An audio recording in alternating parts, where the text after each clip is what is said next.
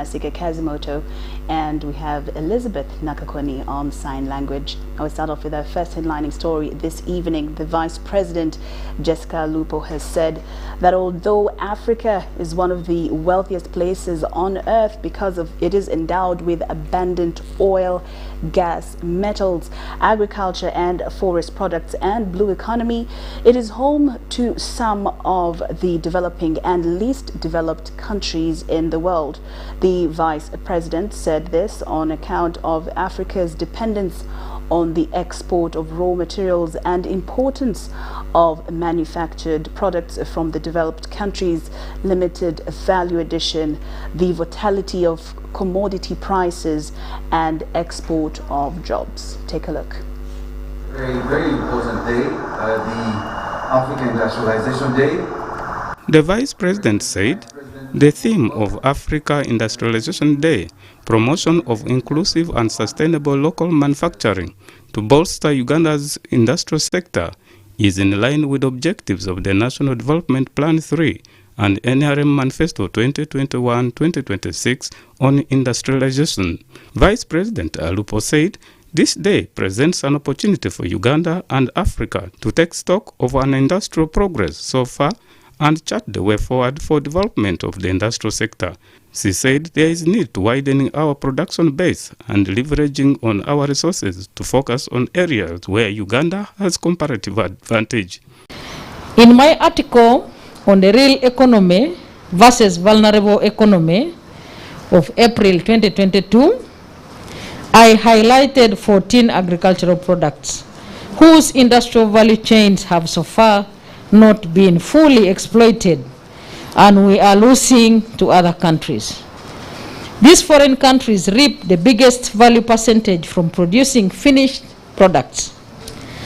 The government is working with the private sector to ensure environmentally sustainable industrial development in the country.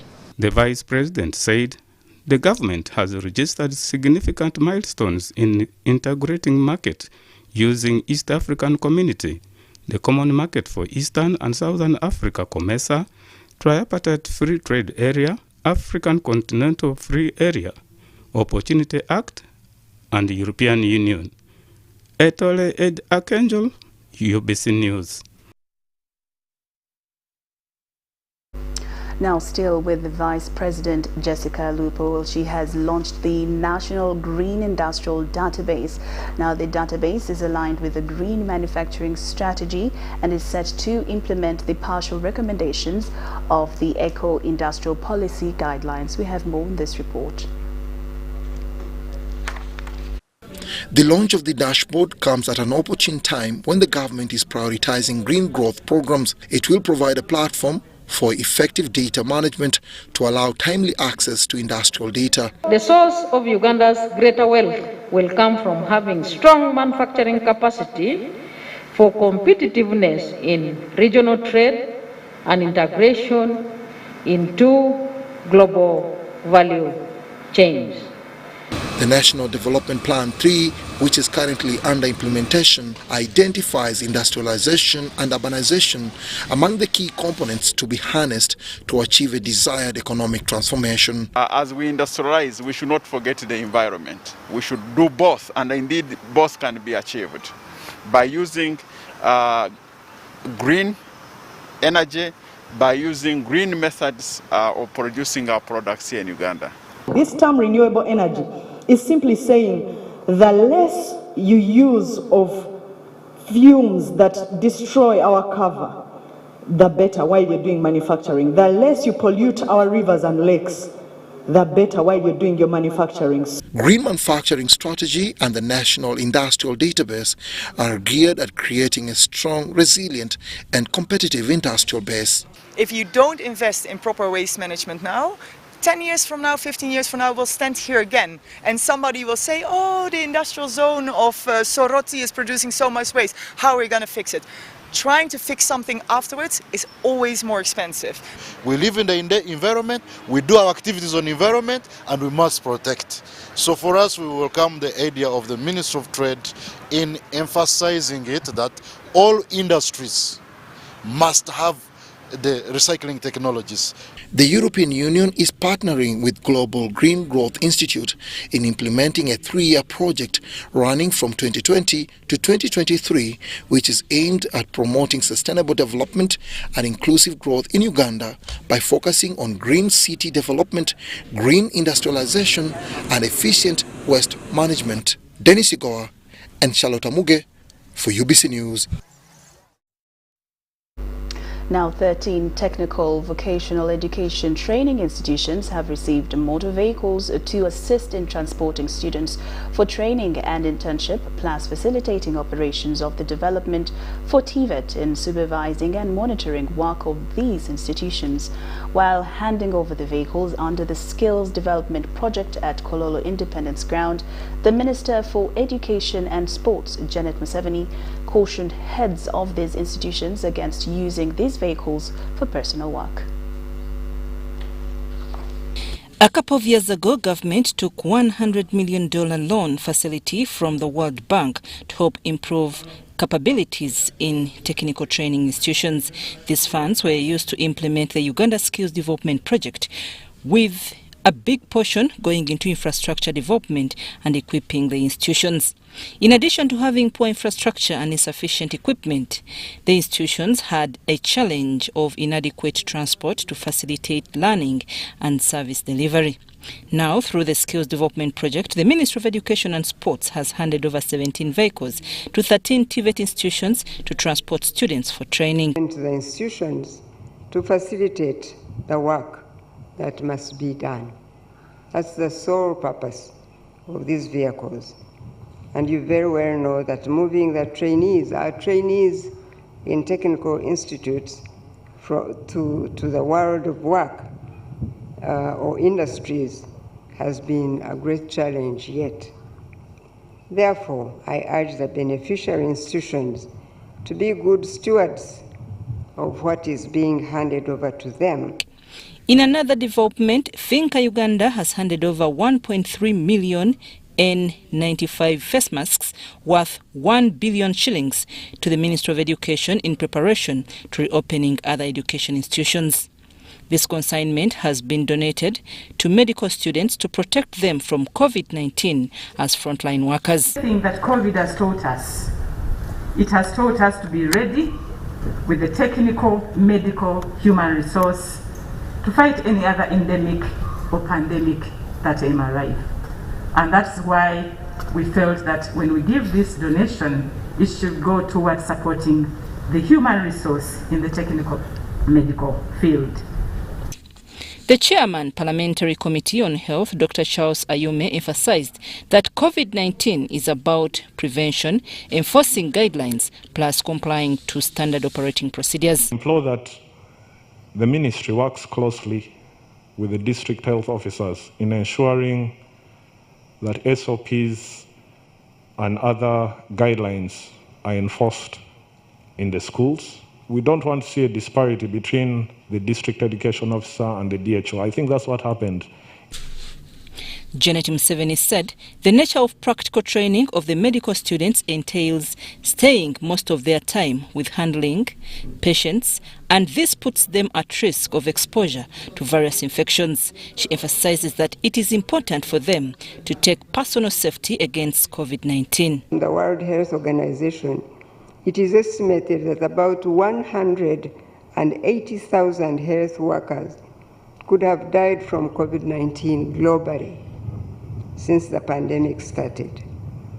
This grim statistic includes some health workers from right here in Uganda, because the Ministry of Health data shows that we have lost more than 50 health workers to COVID-19, and some of these contracted the virus while on duty.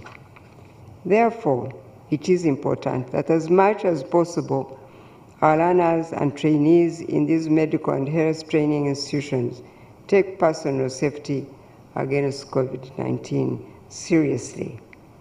The Ministry of Education and Sports continues to call upon children above 18 years and staff in tertiary institutions that were opened to go and get vaccinated against COVID-19. I'm Nafka Farida and Benadiga in Kololo.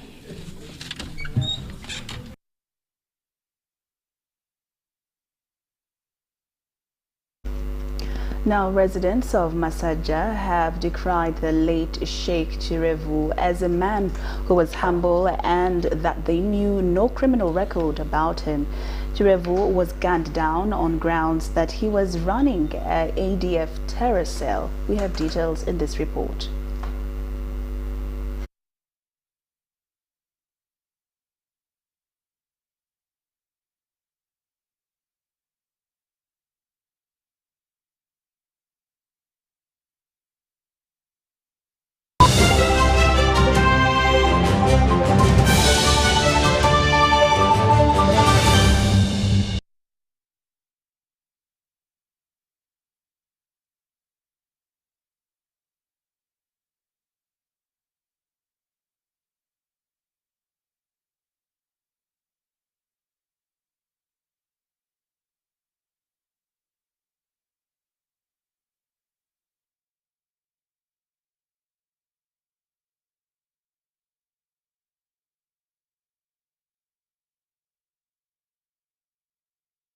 Late Sheikh Chirevu Muhammad, who was killed by security agencies, was an imam at Masjid Fulkan in Massaja, Wakiso district.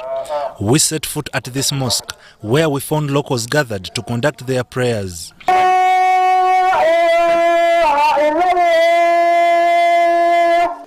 Situmuulirangako kantu konna mu buwangazi bwe tuwangadde nabo kuwa imaamu bwaffe wano ng'alina akantu konna akeekuusa ku mbeera embi.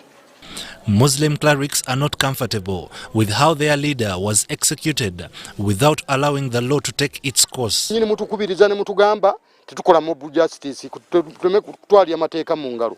Naye ate kituluma nnyo nga mmwe nyini mwe musoose okutwali amateeka mu ngalo. Kati bw'obeera ng'okutta omuntu n'omala omuteeka ku mpingu, ate bw'omuteeka ku mpingu n'omukuba amasasi, kiri kitya ng'abantu bakutta bbye enkoko bw'onoosanga bamwokyezza ng'atobaga nti abaye temutwali amateeka mu ngalo. At one of his residences, we found mourners consoling the family. According to police, Chirevu was shot dead on Thursday while trying to resist arrest. You should also get to know that we are dealing with a dangerous group. These are not ordinary suspects or traditional suspects that you just go and handle. Many of them will resist arrest. And in the way that they have been radicalized, they will even attempt to disarm police officers, military officers, city officers. However, the family and residents are still not convinced with this explanation. Wano batugamba nti Jamiru mukulu ye yali Ssaabayeekera wa Uganda naye olwaleero ali Luzira. Tetukirinako tabbu, tuleke bamuvunaane banoonyereze. Ne Seeka bandimukutte ne bamutwala e Luzira. We also went to Katereke Nsanji, Chengera Township, at his residence where he breathed his last. At that time, the family was yet to receive the body of Sheikh Chirevu for burial.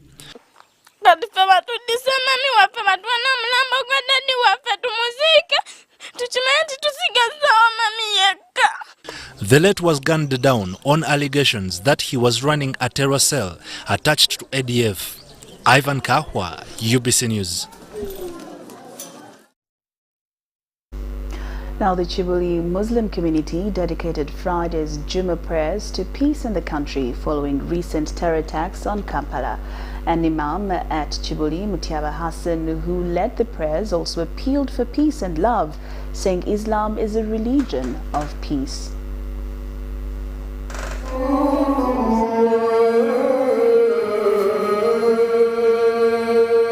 The Muslim community in Kibuli has dedicated Friday's Jummah prayers to peace in the country following the recent terror attacks on Kampala. اللهم إنا نسألك السلامة في دنيانا وفي أرضنا وفي بلدنا أي الله تكسب وتغير تويمي بمنسية فين منسية فين مقوانغا في متوانغا يا رب العالمين وجنبنا من الفواحش ما ظهر منها ما بطن تكسب وتويوزي في بزوبيو الناي بينزوكو بيرانغا بيركوسا يا رب العالمين. The Imam who led Jummah prayers at Kibuli, Imam Sheikh Mutiaba Hassan, appealed to the Muslim community to be mindful of what they say and report to their leaders. Kiba kya buli az'amaanyi obutabasasira kuba mwe abali wano n'abali mizikiti gyonna na buli ali gyali muslimuhum wa kafiruhum wa ghairihim kabe musiraamu n'oyo atali musiraamu ffenna twafiirwa abantu baffe mu njega oba mu mbeera eyabaddewo. tubasaasira olw'obuzibu ensi bwe yatuukako. Twagala okubakubiriza ng'abakkiriza daiman kunu duata salam, mubeere bambasadazi b'emirembe mu ggwanga lyaffe, mu nsi yaffe, tuwangaale wa kulluna bisalamin wa aman, nga ffenna tulina emirembe, nga buli omu waali alina emirembe. He also condemned bomb attacks that have claimed lives in Kampala, saying that Islam is a religion of peace. Abasiraamu kyonna kye kiri, oba bakwogerako nti gw'okikola oba si gw'okikola, bw'obanga obadde okikola, leero tegeera nti eddiini gy'osoma etegeeza mirembe, ng'owekitiibwa Nabbi Muhammad sallallahu alaihi wasallam yatuumibwa nga muntu wa mirembe. Ani ayinza okusanyuka ng'olaba emirambo gye walabye, n'olaba abantu nga feesi ziyiise, naye olina akugamba nti oyo yategedde aya egamba nti Muhammad yatumibwanga wa mirembe, yakola ebyo? Tekyandibadde kya buvunaanyizibwa omusiraamu okuba ng'alowoozebwa nti ayinza okukola ekyo. The Juma prayers was also attended by grandfather of Islam in Uganda, Prince Kasim Nakibinge. Saddam Mubale, UBC News, Kampala.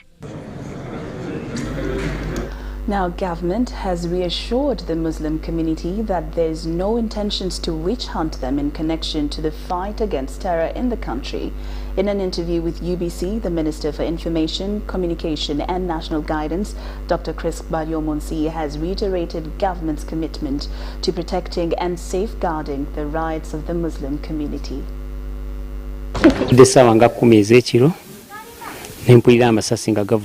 Following last Thursday's gunning down of Sheikh Muhammad Abbas Chirevu, a suspected ADF collaborator, the Muslim community and a section of members of the public are now calling it witch hunt.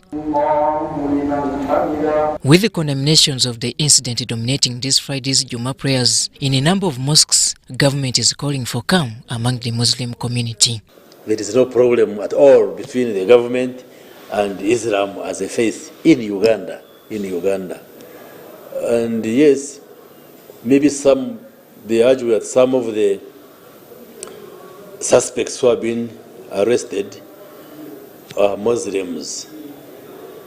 So would the Muslim leaders in Uganda want to get on record that they have proof that those individuals have not participated in the crime? Is that what they are saying? It is like me getting involved in criminal activities and the Pope says, that is my Catholic, you are lying. He cannot get involved. Does the Pope live with me? Would he know what I do in the private? The Minister of Information, Communication and National Guidance, Dr. Chris Baryomonsi, says those castigating the government's path of combating crime might be forgetting the past, where government has enjoyed cordial relationship with the Muslim community. We have distinguished Muslims who are in the academia, in public life. How come they haven't been arrested? So what defines your arrest is the activities you are suspected to have engaged in, whether you are a Muslim or a Christian or a pagan. So it's not about the faith. It's not the faith which leads security agencies to arrest somebody, but rather it is the activities which in the eyes of the state appear criminal that lead you to being arrested. Among the voices being raised especially from the Muslim community and human rights defenders is about the police's act of disabling criminal suspects. The position of government is that suspects are treated as innocent until when they are proven guilty by competent courts or if they plead guilty on their own. In those cases where people have died, the suspects usually resist arrests, either violently resist arrests or they try to run away from the arresting officers. And if they are running away, our officers sometimes try to stop them, to disable them so that they can be arrested. Baryomonsi pledges government's commitment in bringing to book security operatives who overstep their mandates in line of duty. Yes, we shall find out what happened and we are always ready and willing to investigate any case. So there should be no problem investigating the matter, and then we establish the facts exactly what happened, because we are a law-abiding society, we are a law-abiding government. Robert Onyango, UBC News. Now, market vendors in Owino Market have been urged to be security cautious amidst terror threats so far witnessed in the country. Now, this was disclosed during a terrorism awareness sensitization campaign by Uganda Anti-Terrorism Police with market vendors. Uganda Anti-Terrorism Police Unit has carried out awareness campaign among Owino market vendors on how to make a body and luggage search on persons entering the market premises. Wano olabawo kati masino gitaddeko kakati ne kikaaba kiki kikwateko kugambe nti eno mundu yange bwabe mundu togamba tugijje. The operation was led by SP Nsobya Kato Hussein from Uganda Police Force Directorate of Counter-Terrorism. We know that these terrorists always operate in populated places or crowded places. So a market like this always is ever a target. So we have come here to talk with them, to give them advice, to give them measures of how to enhance their vigilance. And to encourage them to give us reports as regards to whatever is happening. Reports about any suspicious either items or objects or persons. So that's the reason. Vendors were shown to deal with explosives during times of crisis and advised to be each other's security. Twagambye eriiso lyo tekyokulwanyisa ekisinga okuba ekyamaanyi era ntugamba nti ebyokwerinda bitandikira ku ggwe nga ggwe omuntu sekinnoomu. Ne tukujjukiza nti olina okumanya amakaago, manya ekisenge kyo, manya muliraanwa wo. What I've learned is what you undermine is even the worst, the most dangerous. A cavera placed there, abandoned luggage, anything from the pit. So we've learned that it's whatever, anything, the terrorists can use anything, that we have also to collectively be active in security matters. We've come here so that they can give us advice how we can prevent, how we can do in case there is a bomb around our place, and to give us advice about the things which are entering inside our market and which are going outside. You know what happened in Uganda? We are scared. So we have come here to learn how to prevent ourselves. The market chairperson Ashaba Susan appealed to the government for more security personnel and gadgets like metal detector machines, since the market accommodates many people. More especially in the morning, when you open up those gates, you find a lot of people lining up. So we need these big gadgets. We need cameras. We have been asking them. We even wrote the letter to the president. We need cameras, we need security lights. At night there is darkness. Someone can sneak in and put that bomb. Sada Mubale, UBC News, Kampala. Well, that's a very good initiative right there done by the Uganda Anti-Terrorism Police, more so at a time where we're getting closer and closer to the festivities. Well, UBC News Tonight takes a very short break, but we'll return with more stories. Don't move an inch.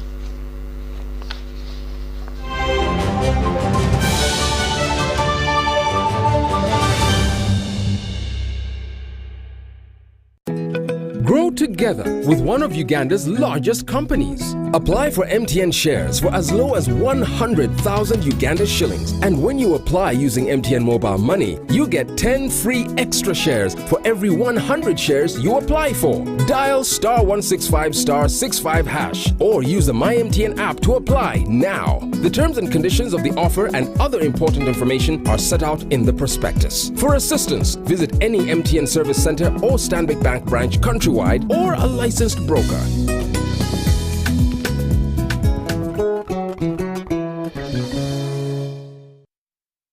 It's the festive season and we love it.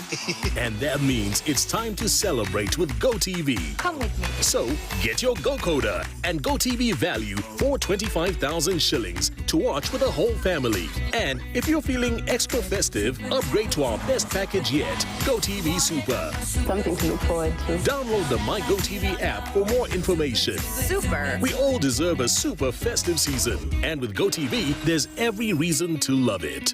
It's Freaky Friday from Airtel. Buy or gift. Buy or give. Get freaky too! Dial star 149 star 10 hash to load a Freaky Friday bundle for you to enjoy the best offers on voice and data. To buy a bundle for friends and family, dial star 149 star 10 star 5 hash. Freaky Friday with Airtel. Buy or gift a bundle today. Dial star 149 star 10 hash to get started. Airtel, the smartphone network.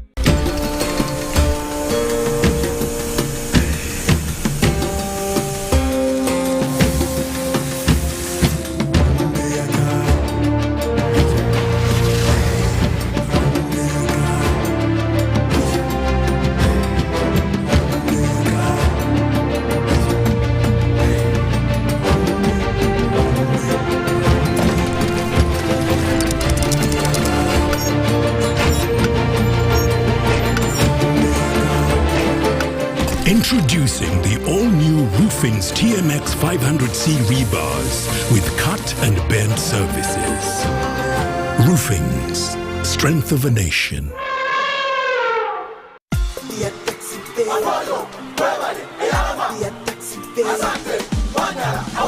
The Taxpayers Appreciation Season is here! We recognize, celebrate, and award Uganda's top taxpayers. Be part of the online Bombaya Business Summits and stand a chance to win smartphones, gift sets, hampers, and lots more. Visit our social media pages to find out more. We appreciate you for paying your taxes.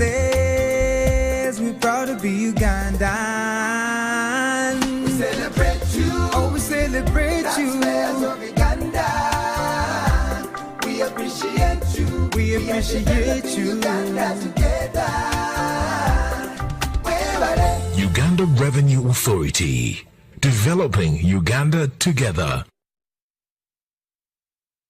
It's Freaky Friday from Airtel. Buy or gift. Buy or give. Get freaky too! Dial star 149 star 10 hash to load a Freaky Friday bundle for you to enjoy the best offers on voice and data. To buy a bundle for friends and family, dial star 149 star 10 star 5 hash. Freaky Friday with Airtel. Buy or gift a bundle today. Dial star 149 star 10 hash to get started. Airtel, the smartphone network.